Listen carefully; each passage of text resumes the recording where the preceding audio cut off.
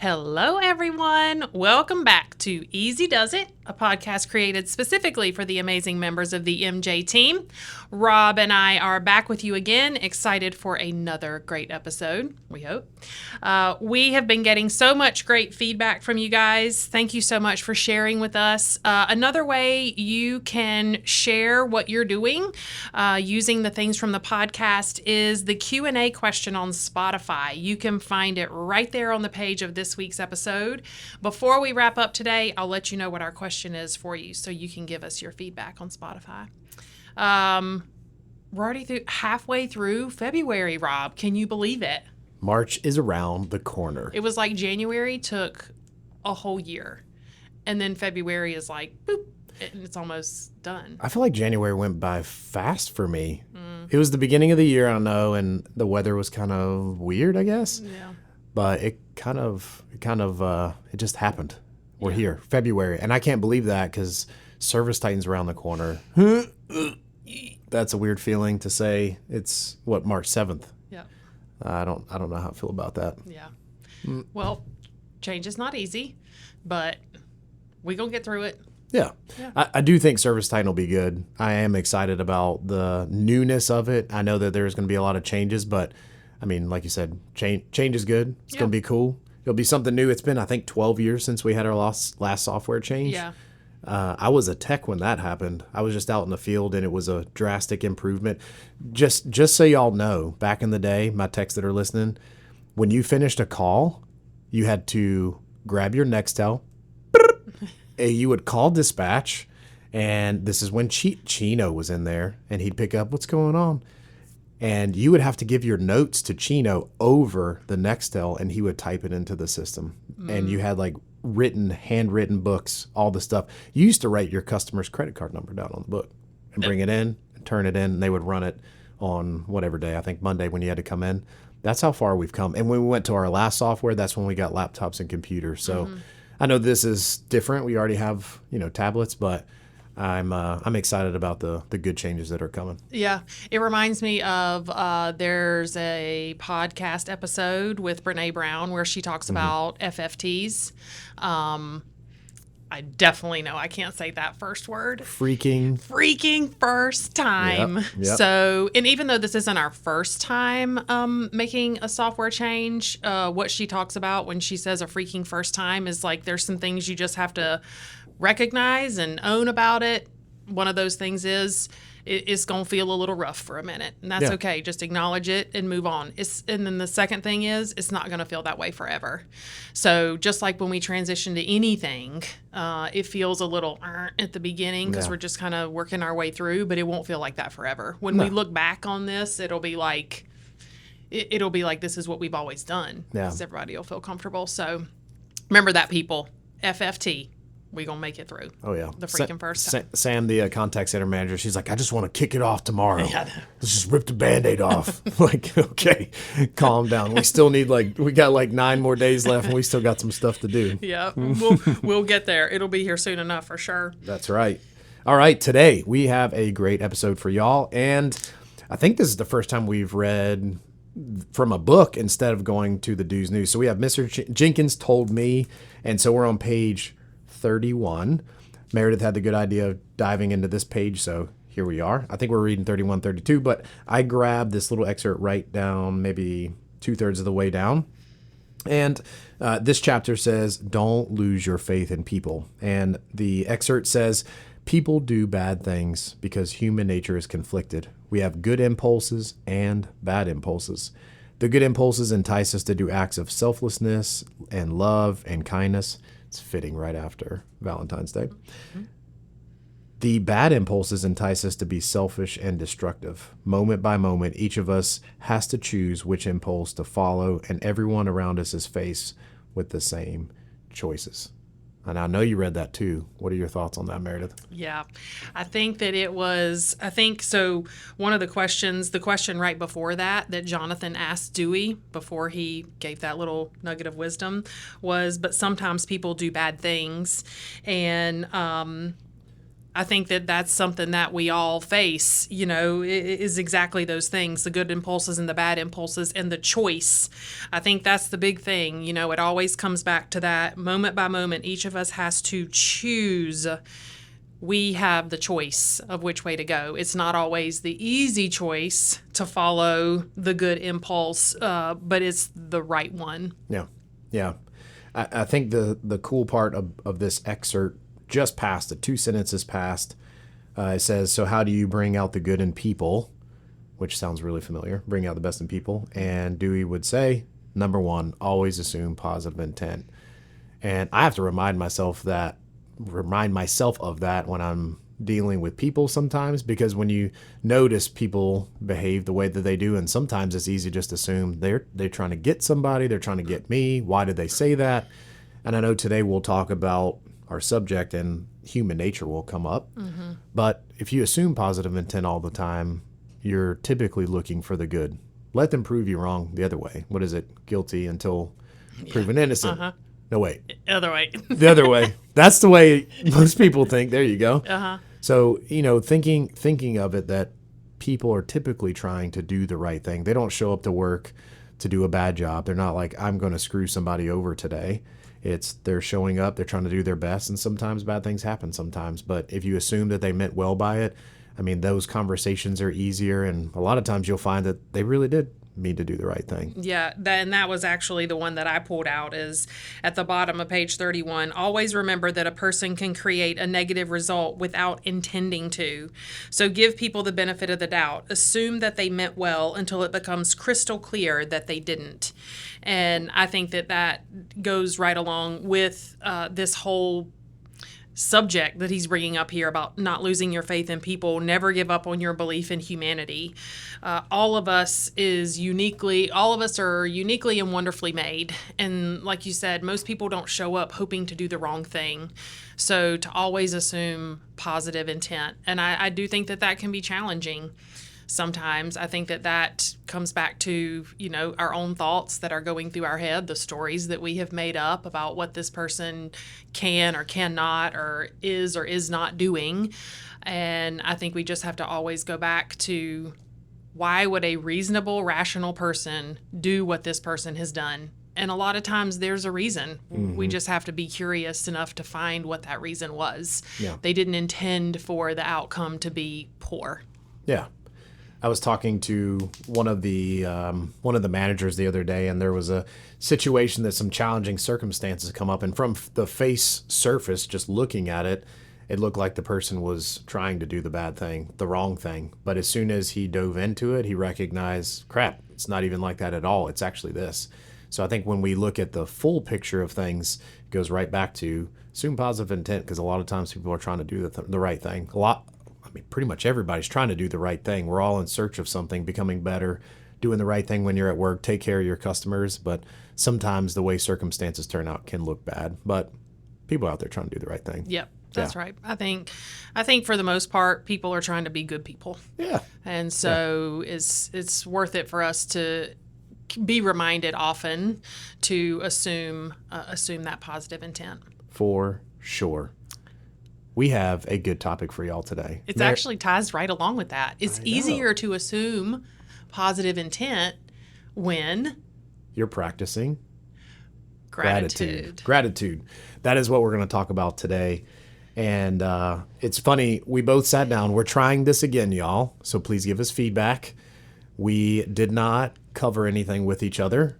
We wrote down our own questions, gathered our own intelligence for y'all.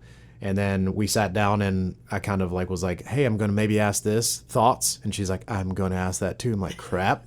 So we'll see how this episode turns out, but how can it not turn out well when we're talking about gratitude? So would you like to ask the first question?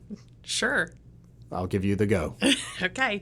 Rob, how would you define gratitude? Because that's usually always where I start with good old Webster.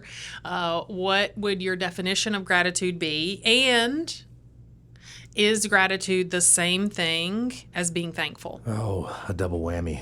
Did you go to Webster? No. No. I went to Brunei. Forget Webster. Oh, it's even better.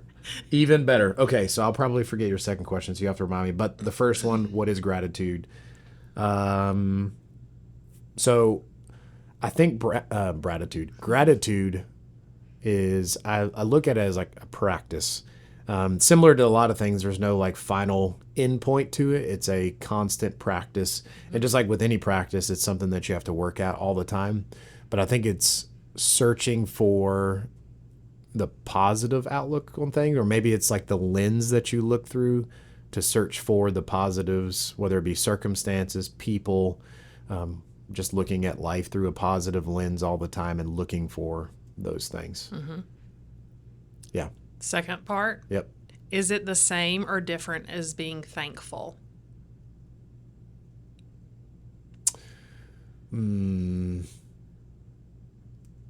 I want to say they're the same. Mm-hmm. Gratitude, thankfulness. Yeah, I want to say they're the same. Thankfulness, I would think, is a practice as well. And gratitude, yeah, is a practice. So, yeah, I think they're the same. Okay. Yeah. So I think with either one of those, it's a constant pursuit, and I think it requires work. I do think naturally humans, all of us, typically look for the negative. We look for how to, it's really not looking for the negative, it's really looking for survival. Mm-hmm. I think it's hardwired into all of us as humans as to how do I survive? So we naturally, back on the prairie, you're looking for the wildcat come to get you. And so if I'm looking for the thing that can hurt me, we've just continued to, we're still on the plains right now. It just looks different. We're at work. Is this person trying to get me? Is this circumstance trying to get me? So I think when we can recognize that it's not always like that, and what are the positives out here? You might be looking for the wildcat, but recognize that, hey, there's an area for shelter over here, or look at that lovely unicorn over there. Right. You know, right? You're going to miss things that can actually be there. So I think it's the same thing. Okay. Same question for you. What is gratitude in your opinion? Okay. Well, I am just going to read it straight from a book. Daggum, she's opening the book, y'all. Rob does such a good job of just like putting his thoughts out there like that. And I'm just like, no thanks. I'm going to read it straight from this book. So this comes from Atlas of the Heart, which is a book by Brene Brown.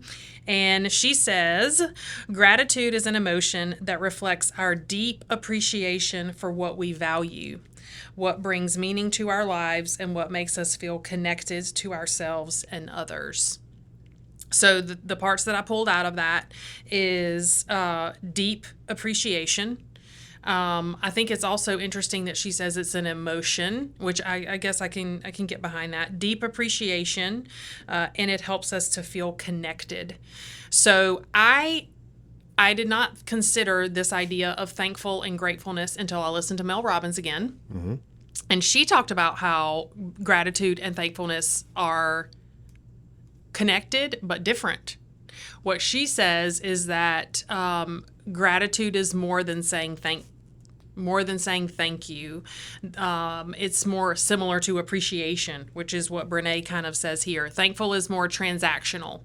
Like if I hold the door open for you, you say thank you. You expect me to do it. I expect you to do it. It's like I say it, you say it. It's like good manners. And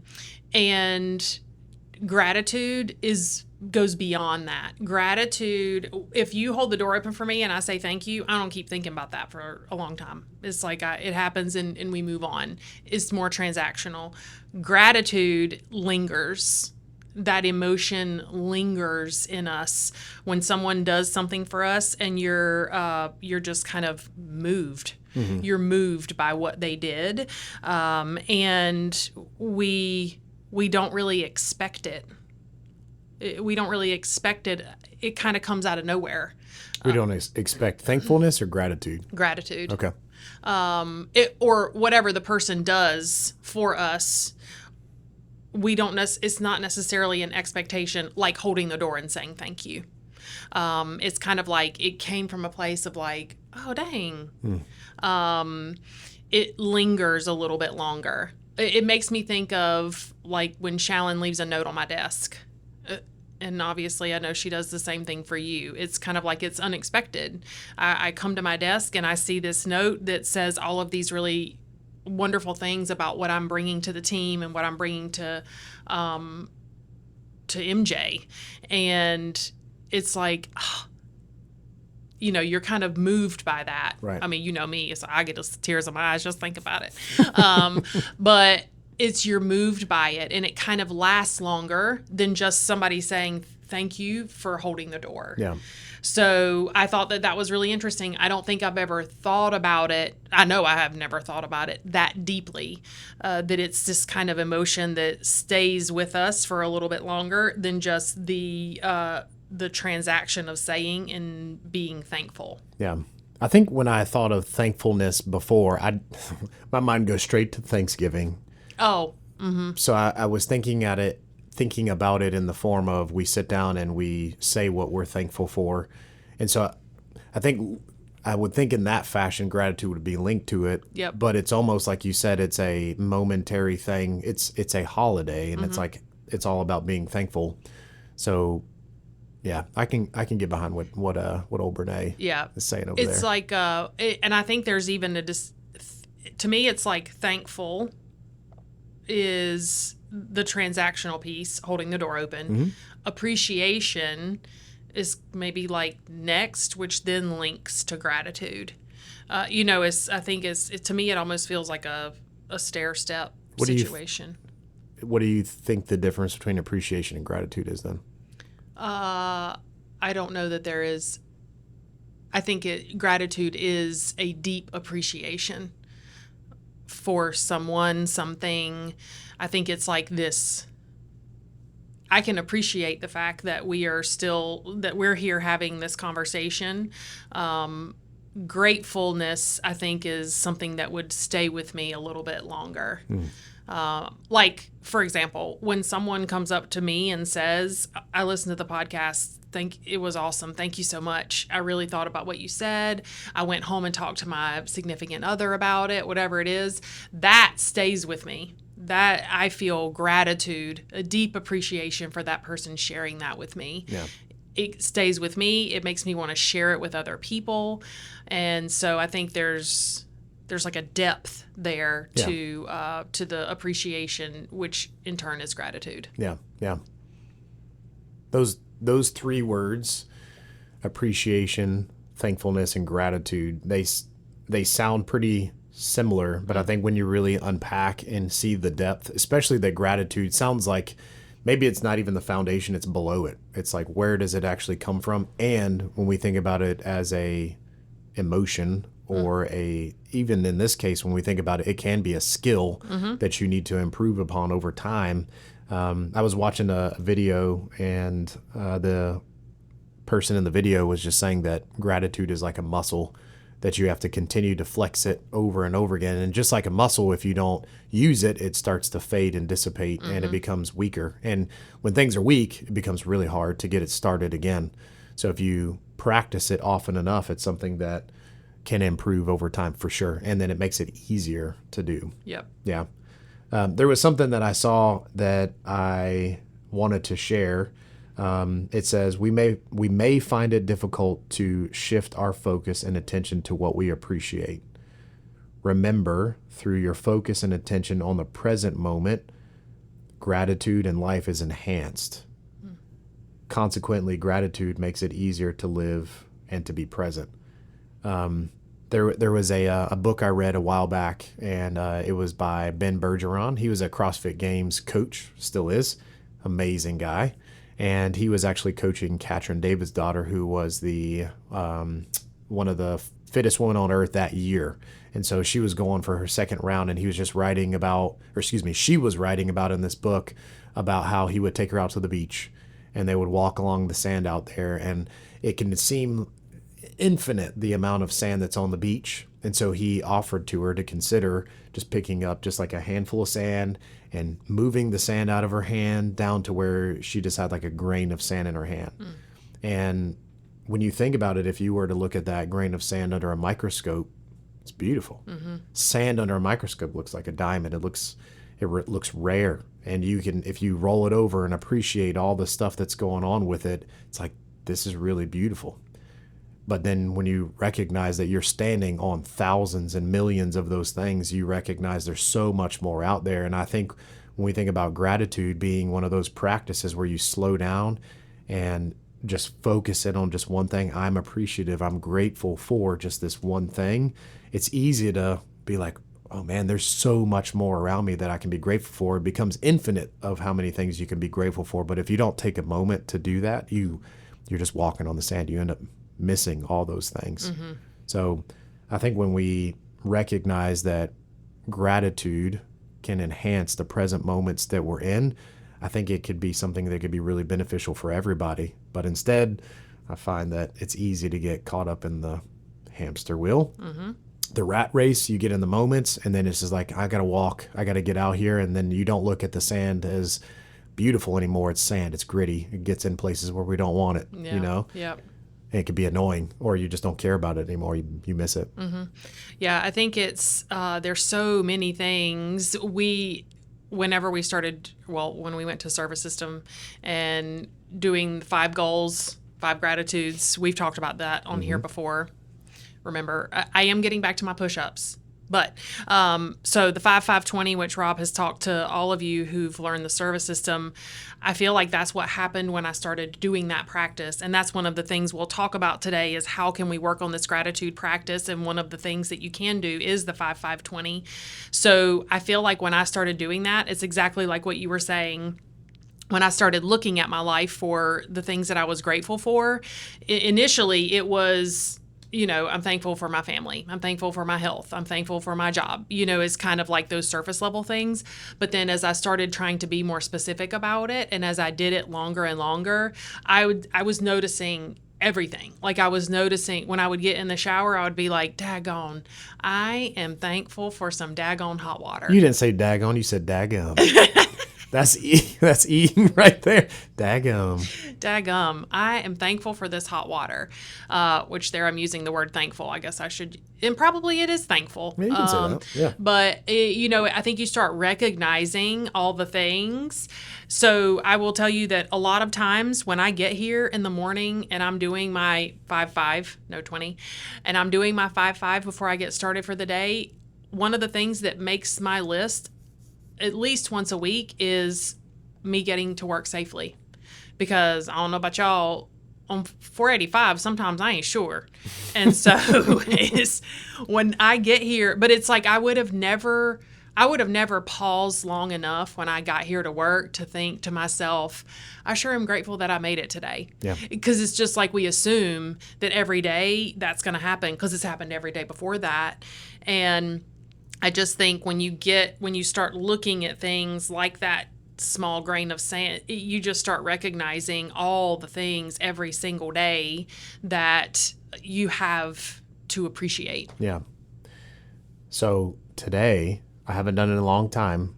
I wrote down some gratitudes. You did? I did. I wrote them down on a little Post-it, and I was like, I want to share, based on what you were just saying, I wanted to share one thing because I think that linking, hey, I'm glad that I actually made it here today to something that's been weighing on my heart. So I went to a Bible study on Monday with some friends, and we were reading Matthew 16, and he was just talking about how the disciples were walking with Jesus and all these things. And it's just funny, the comparison of where their mind was at versus where his mind was at. And I was doing my quiet time and I was looking at stuff, and my gratitude was the Lord's goodness in my life. I'm grateful for that and his constant grace. So getting to work and going back to what we were talking about, your present moment can be enhanced just by having gratitude for it. Just looking at it and you're like, my life is very vibrant. If you're thinking too far ahead, worrying about tomorrow, which the Bible talks about too, you're going to miss today. Mm-hmm. So you could think about, I just got to get to work and I got to get all this stuff done. You start to speed up your day and you're just trying to get to a moment, and then the moment passes and then it's like, well, what's next? And I know as humans, we're very goal driven. So we're always thinking about what's the next thing. But if we don't recognize the moment that we're in, you miss things. Mm-hmm. And so I wrote down his constant grace because it's easy for us all to take for granted what we currently have and just appreciate it. I'm appreciative of my health and being able to move my body and go to the gym and spend time with the people that I love. I'm grateful for my kids. I'm grateful for Jack and Charlie just made the challenge and the travel team. I'm like, that's awesome. I'm grateful that we have our health and all the things. And the interesting part is sometimes you don't have those things.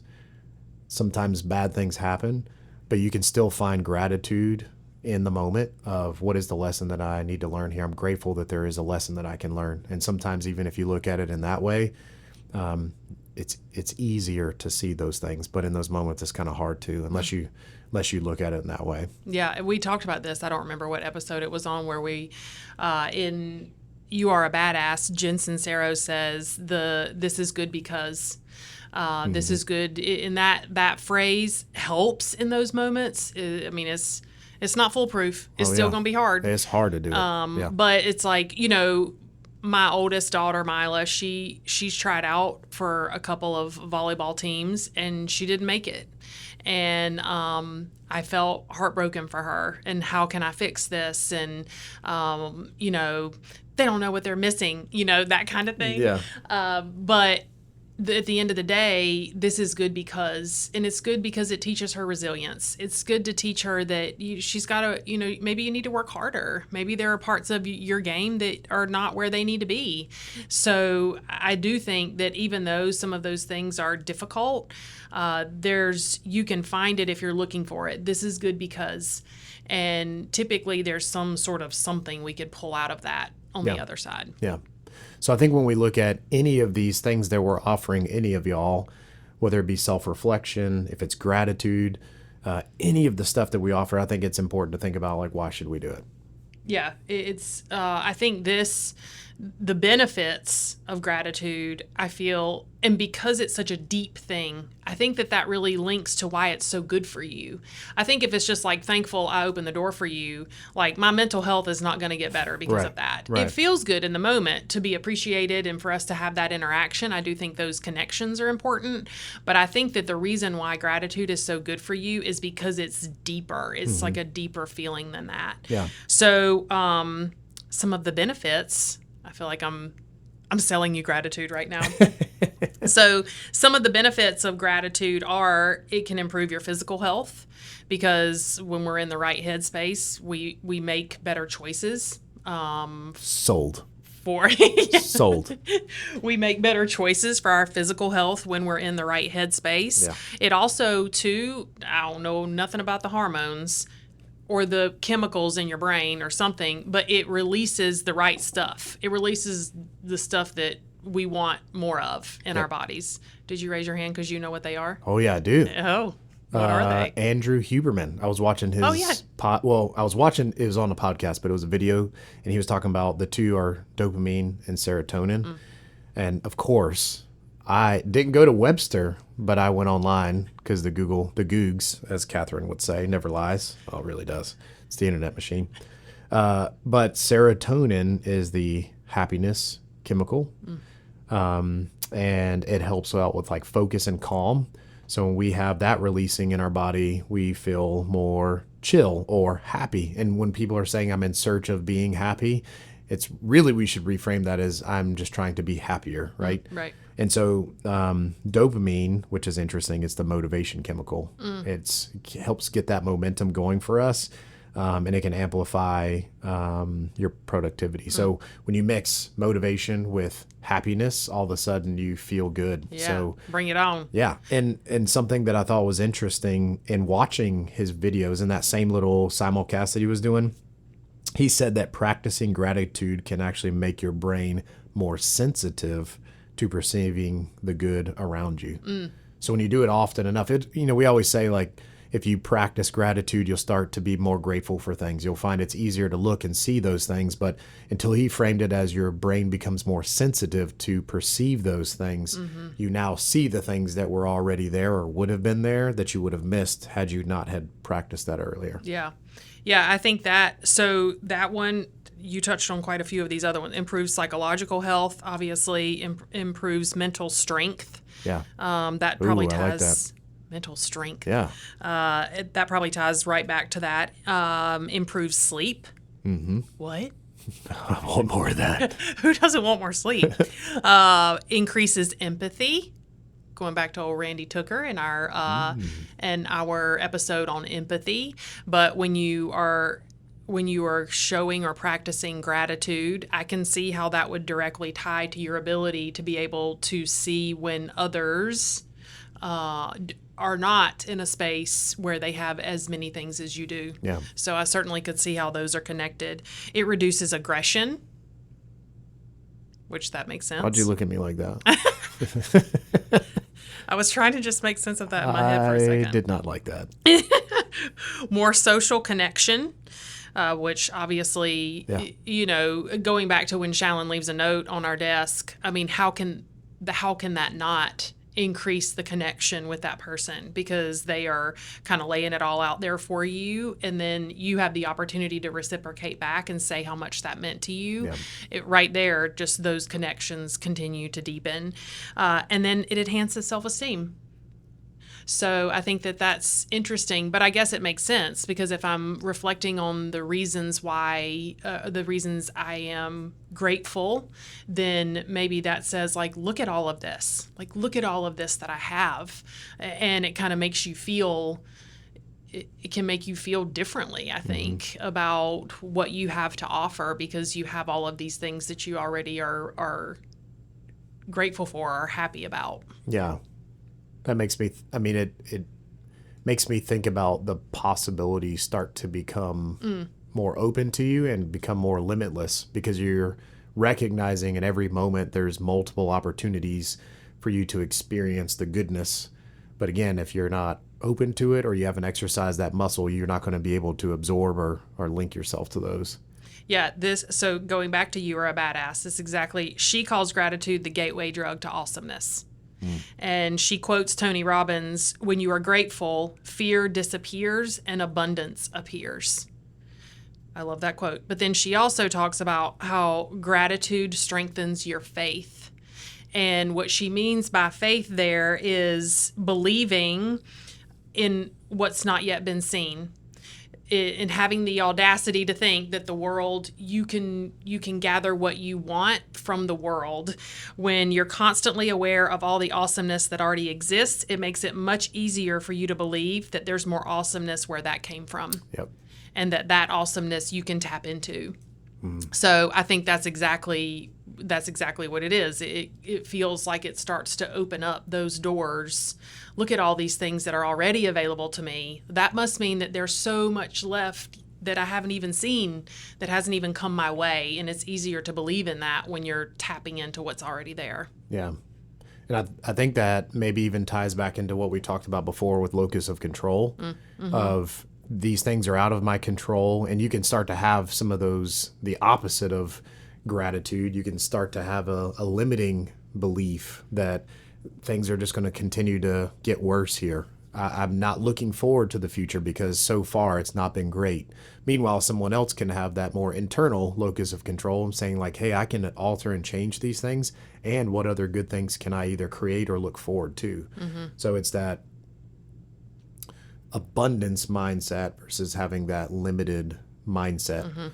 And I do think it's important to recognize that there are some things that can limit gratitude in our life. I was trying to understand, okay, well, we have gratitude and here's all the practices. And I know that we both came up with some good things to offer y'all, but I started thinking, what are the things that we're doing right now that are sabotaging gratitude in our life? And so venturing into that a little bit, some enemies of gratitude: self-pity, complaining. I have tried and tried and tried for like 3 weeks to not criticize, condemn, or complain. I know I talked about it last podcast. I'm still doing it, trying it. And sometimes I'll say something, I'm like, oh, that was a criticism. It's hard. But complaining, another one is comparing, isolation, an entitlement attitude, busyness. That's easy. Or even lack of sleep. So we're talking about enemies of gratitude. Just think, the lack of sleep one kind of caught me off guard. If I'm not sleeping enough, I wake up, I'm tired. How does that start your day? Boo. And yeah, it's not good. And then everything carries on past that. And to get out of that tired phase, if we start thinking about, if I want more of something, I have to give more of that thing. I have to give it away. If I want more energy, I have to give energy. Who wants to do that? Right? And even what you were saying before, if I'm practicing gratitude and I'm giving it away to people, this is the first podcast I think we've lifted Shallon up on a pedestal. Let's continue to lift her up, right? But if I'm giving gratitude towards people, I'm giving it away, eventually that'll come back. And hear me clearly say, I'm not giving gratitude away in anticipation that somebody's going to give it back to me. That's different. Right. But giving it away to people constantly, having that abundance attitude, you're going to better people's lives, and ultimately your life will get better. But lack of sleep is one of those hard ones that we don't think about, of like, oh, I'll just figure it out, or I'll just sleep more. Andrew Huberman talks a lot about sleep. And y'all, if you think you can just stay up late one night and you're like, I'll just sleep a little extra tomorrow, it don't work like that. That's not what there's a word for that, but I can't remember what it is. It's like you can't make up. You can't sleep a little more on the weekends to make up for the sleep you lost during the week. Sleep doesn't work that way. Yeah. If you think it works that way, that's not true. So stop fooling yourself. Yeah, quit lying to yourself. Just get, and also too, I think it's important for people, and I totally recognize, and I guess we're going down a rabbit hole here. Let's go. But I totally recognize that some people require more than others. But if you're not waking up feeling, listen, there's not one morning I wake up and I'm like, yes. I do not sit straight up out of bed and be like, let's get this day started. Wake up, Michael. Michael, wake up. It's a beautiful day. Let's go. I'm not really a morning person in that type of way. But as I stumble out of that fog in the morning, I feel rested. I feel ready to, take on the day. I feel that's not every single day, but I do think that you have to recognize where that threshold is for you, because it is so critical to everything. Your amount of sleep, your body does so many things while you're sleeping. And so I do think that I can see why that's linked, because all of us have had those days where we haven't slept well. We've gotten up, maybe it's like our alarm went off like 2 seconds after then we're like, my alarm went off 2 seconds after I fell asleep. Now I'm going to be late. Now I got to pack my lunch. See how this has already started. And so I think that you got to catch yourself, get the right amount of sleep, but when you don't, catch yourself from getting into that kind of spiral. Yeah. That downward spiral.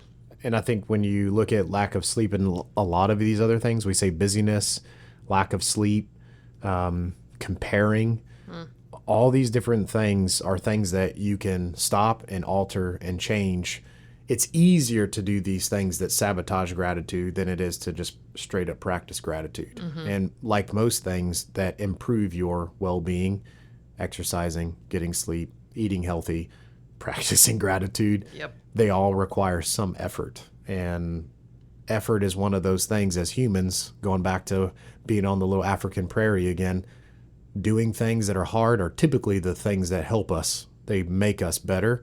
It requires effort. What do we do as humans? We avoid the things that cause us pain or are challenging. We want to do the thing that makes us easy. So I implore you, as you're walking on the prairie, if you walk down the simple road, a lot of times they don't lead to great places. That's not always the case, but a lot of times if it's going that easy and it's like, oh, I'm just going to eat this candy, it'll be fine. There was somebody actually talking about cupcakes.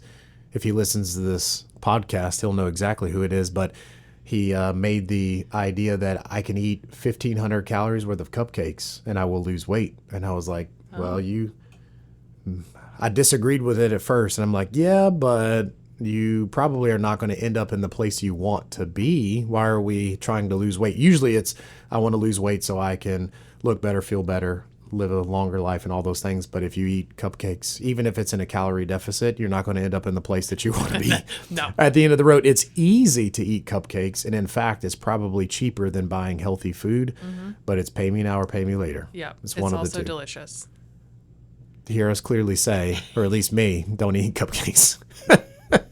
Don't do it. It is delicious, but it's a trick. Yeah. You've seen Hansel and Gretel, right? Yeah. It's not going to get you there. Yeah. The little witch is waiting for you. Don't do it. It is. I mean, I feel like that's maybe as a theme in a lot of the things that we talk about. It is, you have to make the choice. Going back to that word, we used that when we talked about Dewey's words of wisdom from Mr. Jenkins told me. We have to make the choice to sometimes do the thing that's harder. I had the same types of things down as you did for what gets in the way of practicing gratitude. You mentioned negativity bias earlier in the podcast. I think that's a big one. Our bodies are meant to look for the things that might harm us, and so sometimes that doesn't leave a lot of space for recognizing the things that we're thankful or grateful for. I had envy on mine, which I think is similar to comparison. I can't be grateful for the fact that this is happening in my life because look at what's happening in her life. There's an envy or a comparison there, which keeps us from recognizing what we do have as something worthwhile. Materialism. So I think not recognizing or putting too much value in those types of things. I've been doing a lot of thinking about, I think I mentioned maybe last week, I don't know, maybe I didn't mention it on here, that, one of the things that I really want to do with my family is travel. Yeah. And we're not making as much progress in that area as I want to. It's like I want to have already gone on 10 trips by now. But then, lately I've been kind of thinking about what is it about the travel piece that's most enticing to me. And I think it's the idea of shared memories is really what it is. Right. It's like a shared experience with the people that I love. And so that makes me think about this materialism part. Is it am I focusing too much on this travel piece and not really focusing on how to create those memories and just be grateful for the fact that we can make those memories right at our house right now? Yeah. So I was kind of trying to think about how that would tie that back to this materialism or putting so much value on material things. I had stress, which I think would tie right back into the lack of sleep. And then I had cynicism, just like the negative loop.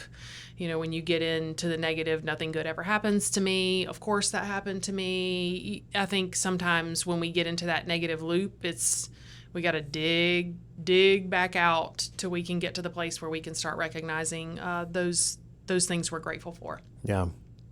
When you were talking about the travel piece for you, Susie, my wife, she loves travel, and she's completely changed my idea on how many times you can travel in a year. When we got married, when I was a kid, that doesn't sound right. When I was a kid, before I got married, I would go on one vacation a year, and that was it. And that was just the norm. We would go down to the beach 4 or 5 days or a week or whatever it was. And then I got married and we went on our little beach trip at one point. And then she was like, okay, where are we going next? And I'm like, babe, we've got plenty of time to go on vacation and think about this. And she's like, well, why don't you're not going on another vacation this year? Why not? And I'm like, I thought you just go on one. No. And I'm like, yes. So we went back and forth. And then finally she's like, we can do that. We can make that choice. And I realized, okay, I can change it. So we go on few vacations a year. But you were talking about creating moments, and a old quote came to mind, and it was, you are living the highlight reel you wanted years ago. And so these moments that you're like, I want to create these moments, and in recognizing the moments you have right now with your kids and spending time with Michael and, making all these moments, I wanted this so long ago and thinking too far ahead, and it's hard. We all do it. I do it all the time. So I think when we think of practicing gratitude, it's you have so much in this moment to be grateful for, so much.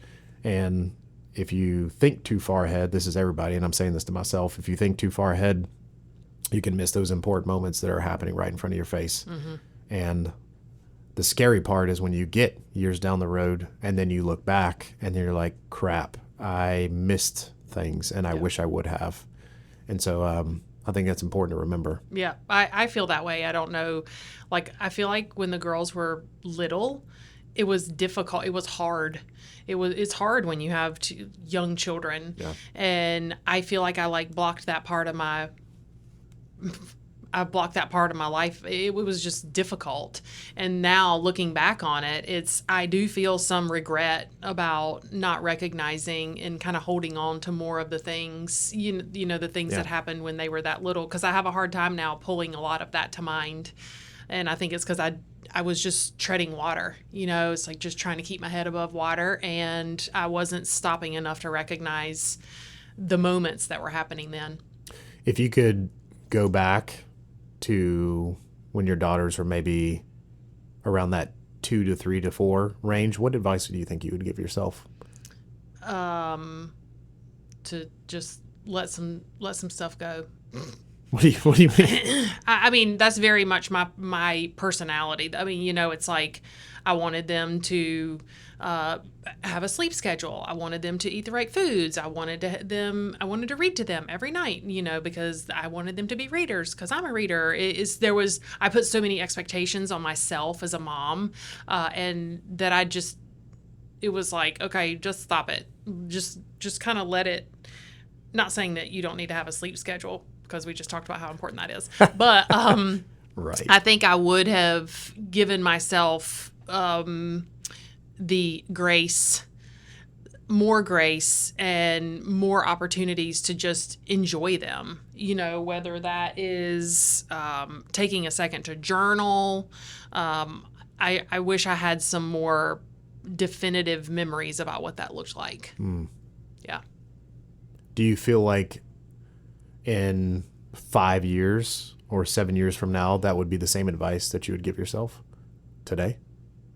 I think I'm doing a better job now of being a little bit more in the moment, of being a little bit more, is it really important right now for me to be worried about what time everybody going to bed? I mean, I think and my kids are older, so of course you do get a little bit more leeway with that as you get older. But I do think I'm doing a better job of that now.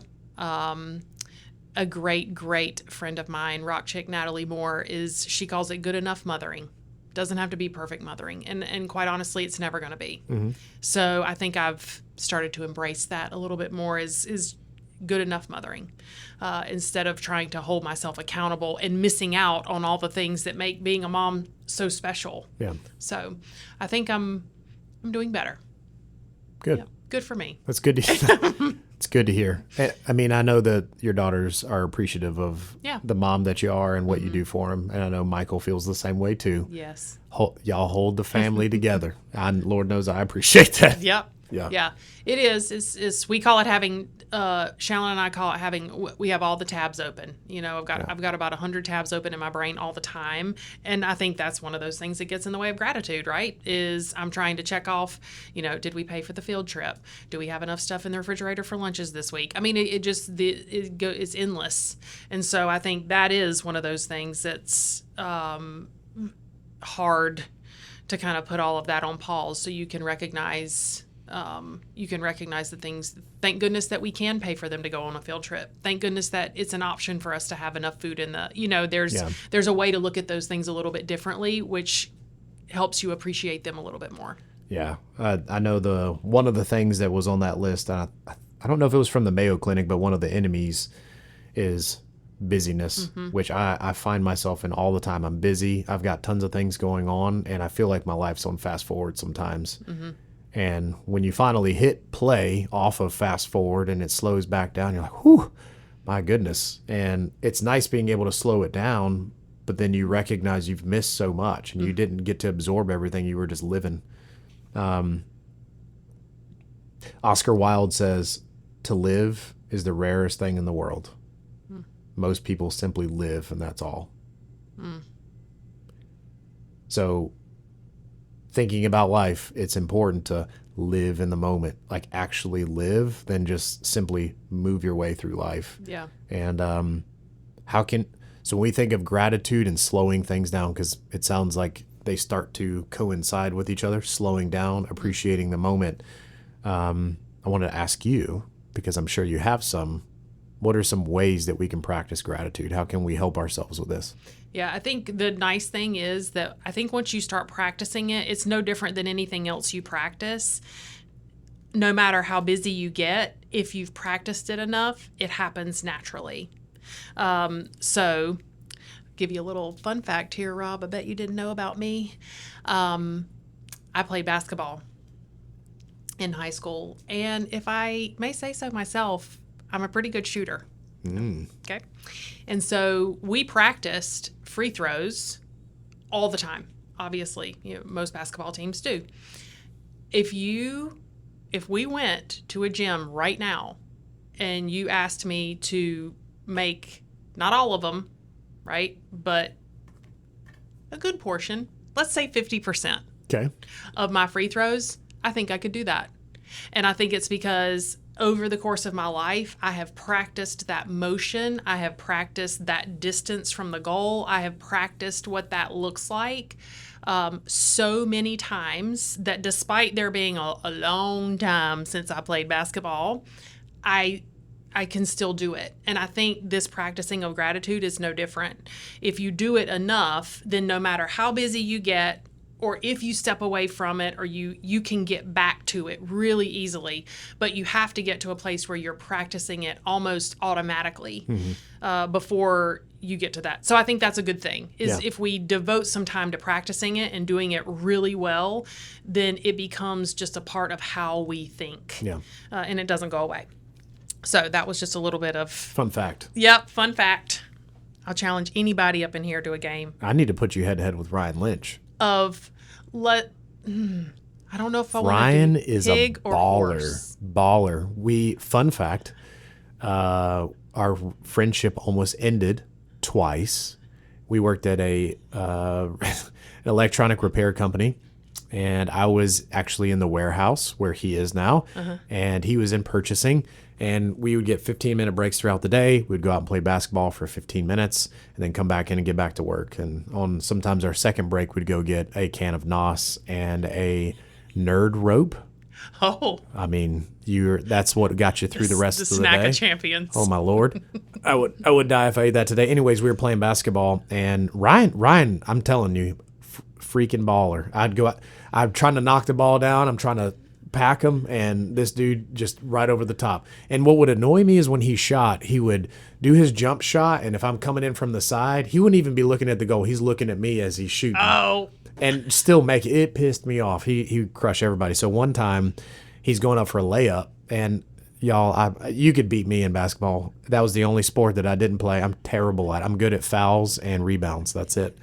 And he comes up Dennis for a layup. I'm serious. I should die what hair I have left. So he would go up for a layup, and I mean he's up in the air, and I mean as a male gets higher off the ground, or I guess any human for that matter, his junk is in my face. Stop it. Yeah. And so this happened many times, and I'm annoyed by it. So one time he goes up for a layup, and so I kind of like lean over. I like kind of turn around and leaned over. And he's like on top of me at this point, and I stand up as he is landing on top of me, and he like rolls and falls down and hits the ground, right on the ground, and he was furious. And he's like, "What are you doing?" I'm like, "What? I didn't want your junk in my face." And so he was mad. Like he landed hard. I felt bad, and I was like, "Man, I'm sorry, man." I tried to help him up, and he smacked my hand, and he went inside, and he didn't talk to me for a week. We had been bros since like right out of high school. He didn't talk to me for a week, and I was like, "Dude, I'm sorry." I finally was like, "I'm sorry." He's like, "It's cool, man. Don't worry about it." Like 2 days later, we go play basketball again, and like a reflex, he goes up for a layup, and I did it again on accident. He was It wasn't on accident. This is a true Dennis Rodman situation. No, man, here. I didn't do it on purpose. The first time was semi on purpose. The second time was a reflex. I'm holding true to that story, but we're okay today. So we're going to get a portable basketball hoop out there. we can get like the plastic little Tykes one out there, like make it happen. Okay. I feel like that'll even the playing field. Yes. Yeah. Yeah. Okay. Okay. Ryan, you and Meredith Get ready. in the quad. Okay, so examples. How can we practice gratitude? I know we've already talked about the 5-5-20. What else do you got for us? Things that we can do. So journaling. We come back to this journaling piece, which I know people may or may not love the idea of writing things down, but I do think that's an easy way. At the end of the day, at the beginning of the day, 3 things. It's simple, it's straightforward, it's to the point. 3 things that I'm grateful for. So I have journaling as one. You can write a gratitude letter.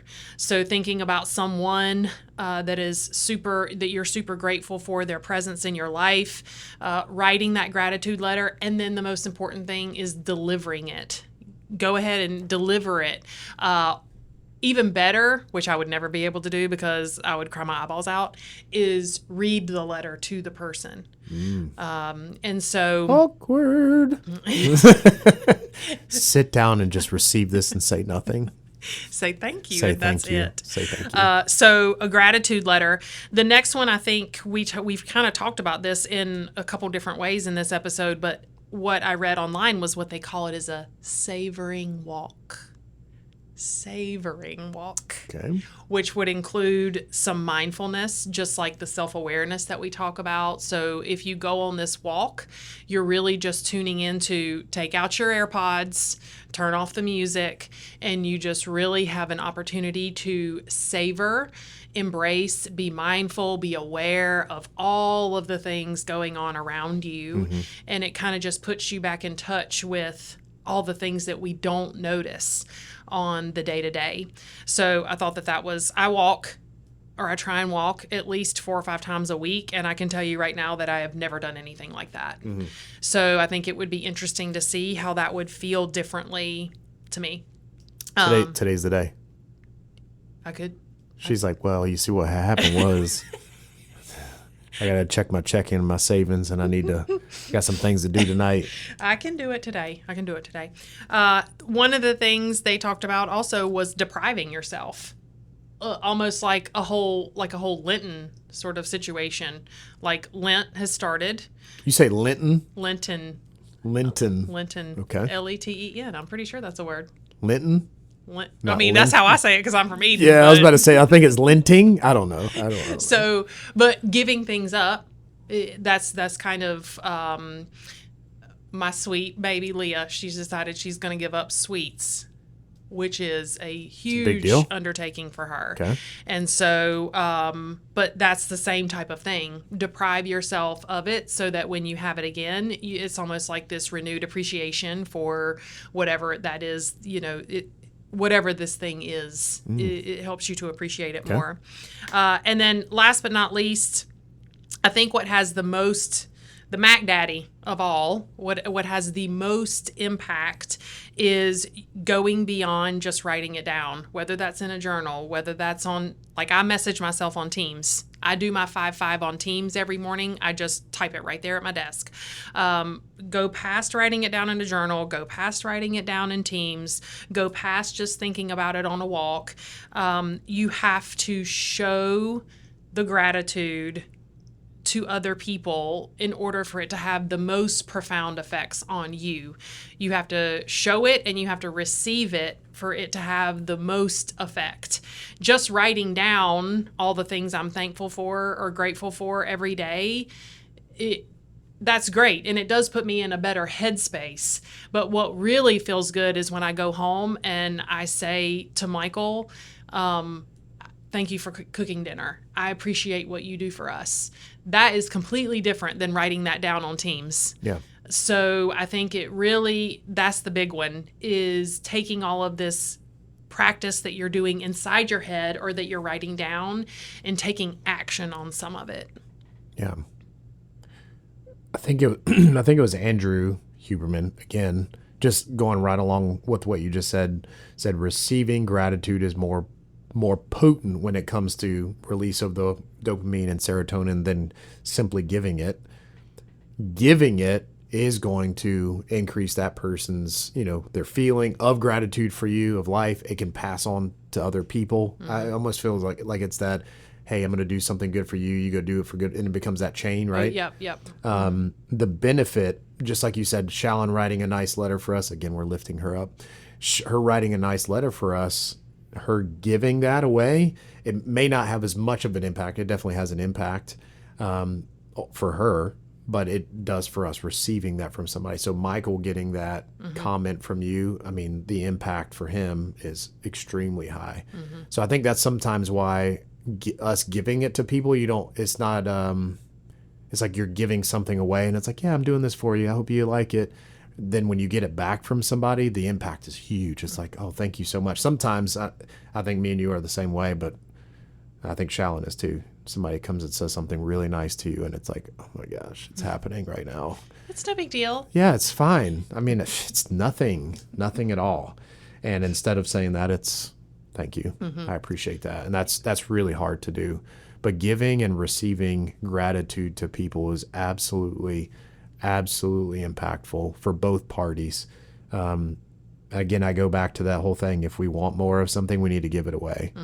So practicing and giving gratitude to people, absolutely huge. And it can really impact and change not just your life, but other people's too. Yeah. I was, I don't know where this came from. I want to say it was a video that I watched on YouTube maybe. But what it makes me think of is what you appreciate appreciates. Dadgummit. I wrote the same thing down. Stop it. And then I was Mr. like, Quick. I was like, what is that? Yeah. And then I'm thinking, but so basically what you appreciate appreciates, meaning it grows. And they asked this question. This is a big one, y'all. Get ready. What if the only things in your life tomorrow are the things you express gratitude for today? The people, the resources, the opportunities. What if the only thing that you have left tomorrow are the things that you express gratitude for today? Boy. You better get to saying thank you. You better get a whole piece of notebook paper and start writing down your list. Because I do think that really does help put it in perspective. Because those things that you practice gratitude for, what you appreciate appreciates. Those are the things that continue to stick around, the things that continue to grow. I just love that. I loved it. And I think it helps us recognize how important it is to recognize what we're grateful for so that it's still here tomorrow. Yeah. How much better would your life be if you were practicing gratitude for all those things constantly? Yeah. What if you had to renew that contract every day? And absolutely have to do it. What do they always say? You have 41,000, 46,000. I'm messing that up. However many seconds in the day, whatever that is. I forget what the number was. Yeah. I'm about to give the BHAG away, 41,879. However many seconds you have in a day and how you spend those determines how your life is going to be. So if we think of practicing gratitude for all those things and having to renew that contract every single day, I mean, your life will be better. You practicing gratitude all the time will be so much better. You'll start to see things. It makes your brain more sensitive to it. I mean, life would get better. What do you think, what things in your life do you think would shift if where we're at right now, let's say, is a level 5 gratitude? What things in your life do you feel like would shift or change if you were at like a level 100 gratitude all the time? First and foremost would be my relationships. I have absolutely no doubt in my mind that if I spent more time recognizing the things that I'm grateful for in the people that are in my life, that my relationships would be one of the things that I think would have the biggest impact on. I think my work here, recognizing, just all the things. I mean, the fact that we're sitting right here doing this right now. It's cool. Like that in of itself has to come from a place where people trust you, and how grateful I am that people trust us to do this, and they trust me to teach people about what Dewey taught. I mean, that's incredible. And I don't recognize that every day, but if I did, I think it could drastically impact my work. Probably, not probably, but for the better, for sure. Yeah. Yeah. What about you? 5 to 100. I'm like you. I think my mind goes straight to relationships first. I value relationships highly. My relationships with my kids. I think practicing gratitude more gives me more grace. I think it enhances the time that I do have with them. And if you think about it, when you're at work all day, you spend most of your time with work people. It's a good thing to keep good people around you, right? But the little time that we do have with our kids in the evening time, sometimes it's easy to be like, man, I'm tired. But practicing gratitude for the moments that you have, I think that'll change relationships more. I think even for me, it can make work even more enjoyable. The goals that I set for myself, not only the ones I accomplish, but just the sheer fact that I have the ability to set goals and move towards them, appreciate the things that I have had in the past. I think that would enhance life. And if you think about the gifts that we all have, that we were born with, fruits of the Spirit, all the good things, I think just recognizing that you already have all the things that you need to be successful. And so I think some of the things of like comparing and envy and all that other stuff that minimizes gratitude, I think that those things start to go away. And I think you just live a better life just by simply being grateful for things. All those enemies just start to disappear. So I think that's what will change. Yeah. Yeah. I think it's interesting to put that spin on it, to think of how if we just changed it a little bit, where could we make, and it's like important stuff. You know, those are important places in our life where we could all stand for those things to be better. Yeah. Yeah. And if it's as easy, I put quotes around that word, if it's as easy as writing down a few things I'm grateful for every day, then that seems like a worthwhile investment. Yeah. Yep. I think the last thought I have, and then we'll bring this bad boy in for a landing. We say easy does it, right? And just off of what you're saying, it's easy. It's not hard to practice gratitude.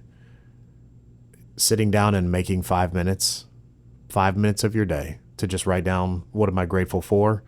Taking 5 minutes to write a nice note to somebody. It doesn't take much. The contact center has these nice little cards and stars and all this stuff. You can just write a nice letter. It doesn't even have to be long, and just put that on somebody's desk, or tell them to sit down and read it to them. Meredith. Practicing those little things. It's not hard to do. It just requires a little bit of effort. Yeah. That's it. So making the choice. Yeah. Making the choice to do it. So how can we do that? So rapid fire recap time.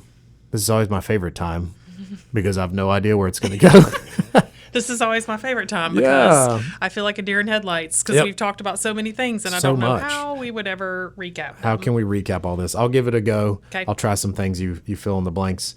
So we read page 31 through 32 of Mr. Jenkins Told Me Today. So how can we practice what Mr. Jenkins said? We talked about gratitude. What are the benefits of it? We know that there's obviously some basic chemical benefits we get. It makes us happier. It gives us motivation. And if we practice it often, it can make us more sensitive to seeing those things. We need to watch out for the enemies of gratitude: self-pity, complaining, comparison, envy. Those can rob us of gratitude. And we have some examples. You can do the 5-5-20 technicians or CSRs, anybody that's in service system land, that would be helpful. Journaling, meditation, retrieval time, savoring walks, so close. Savoring walks, where you can walk around Goose Pond right down the street and watch out for the geese when they fly in soon. And just paying attention to the small things, being appreciative of those moments can help us out. Anything you want to add? That was fantastic. Sweet. Yeah. We did it. That's right. We did it. I think that it's, we had, I think, some really great quotes that we had when we went through this time. I love the gateway drug. Gratitude's the gateway drug to awesomeness, right? And who doesn't want to be awesome? So tap in, right? Make the choice today. After you listen to this episode, stop and just take 5 minutes. Take the drug to do something. Take the drug. Take a minute to do something. Okay, so at the top of this episode, I told you that we would have a question on Spotify where you can put in your feedback and what you're doing as far as how you're using what we're offering you on the episodes. And so here's our question for you to answer on the Q&A for Spotify. How can you start practicing gratitude more frequently? Using what we offered here or using something else completely, but how are you going to start That's the hardest part, right? Is just starting. So if you're listening on Teams or Apple, obviously you're not going to see the Q&A questions. So jump on our Teams channel and you can drop it there for us as well. And also, while you're on Apple or Spotify, don't forget to follow us so that you will never miss a new episode. We hope that you guys have a wonderful 2 weeks until we see you again. Thank you so much for listening. Make sure you tune in next time because we're going to have a special guest. I can't wait. I know, me either. All right, guys, until then, peace, love, and easy does it. Hey, appreciate y'all.